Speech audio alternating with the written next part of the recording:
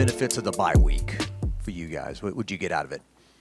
Really just working on our details, fixing like the little stuff, like as far as when we're running stunts, like just fixing the steps, trying to, nitpick at the little things. When you look at Sellers, a guy that's got a big arm and he can run, what are the challenges for this defense this weekend?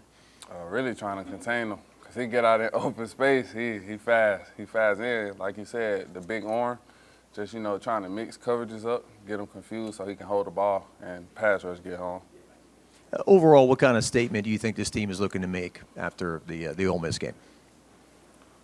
Statement as a team, I say that we can play complementary football, all around, like all phases of the game, we all cooking. Last week, or your last game, Ole Miss, they like to run that up tempo. South Carolina, completely different. How do you guys go from having to adjust to the up tempo and then back to normal? How does that work for you guys during the week?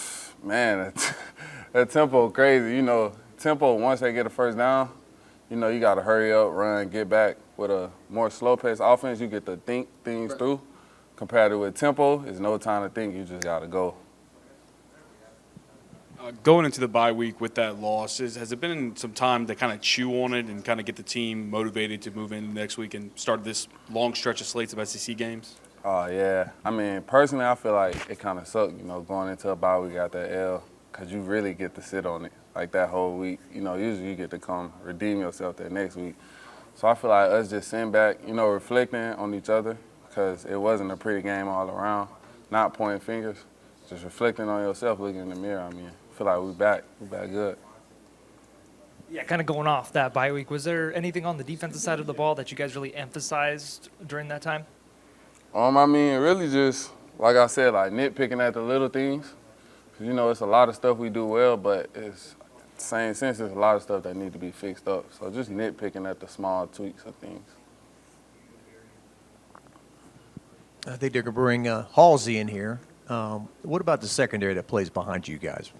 How good are those guys? What are you seeing out of them? Man, that's a great group. They physical. I think when you can put on tape that your corners and your safeties are hidden just like people in the box, I feel like if I was on the offense, that'd be scary to me. That's just how I feel about it. Is there something intimidating about defensive backs that are that big in the secondary, you think? Yeah, I think so for sure. Because, a lot of DBs, they be skinny. Kind of, you can pick on a group. You can pick on one out the group. I feel like with our group, you can't do that. You try any of them, and they're going to be ready for it. What kind of energy does Blake Baker bring to this defense when he coaches you guys? Man, he's different. He's very different. I kind of look at him like one of the guys. He relate. And he wears cleats at practice. So, yeah, it's different. Talk a little bit about scheming for LaNorris Sellers, his ability to run the football, and talk about practice of being able to set the edge and be able to contain him inside the pocket. It all plays hand in hand. I feel like on the back end, if they hold up, we can get home. But it's just like rushing as a group, not leaving no big lanes. Because if you step up, it's going to be, he athletic, so it's going to be big. But just, rushing as a group and playing complementary off each other. Beginning of the season, it was kind of, four-man rotation. You, Jack, Patrick Payton, Gabriel Relaford. Gabriel goes down. Who's kind of that fourth guy you see stepping up? Because, the three of you are obviously going to be out there. Who's maybe that fourth guy? Dylan Carpenter stepped up this past weekend at Ole Miss. He didn't have a lot of plays, but he made the most of them.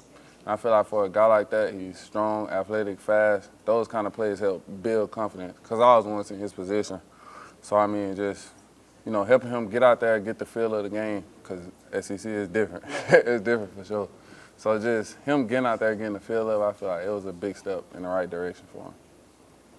I could be wrong, but I think this is the first time we're getting to talk to you. So I wanted to ask you, how has it been an adjustment going from Nebraska to LSU? It's a difference in the weather, first off. That's probably the biggest difference. But, football is going to be football. And, the defensive schemes we ran was kind of different. So that was a little adjustment. But it was all really kind of the same when I just looked at the bigger picture of things. Would you say you've played for two of the most loyal fan bases, too? Because Nebraska, they pack it out even when they haven't been winning that much, right? Yeah, for sure. Two of the best fan bases, for sure. What's Tiger Stadium been like so far? I ain't gonna lie, it's unreal.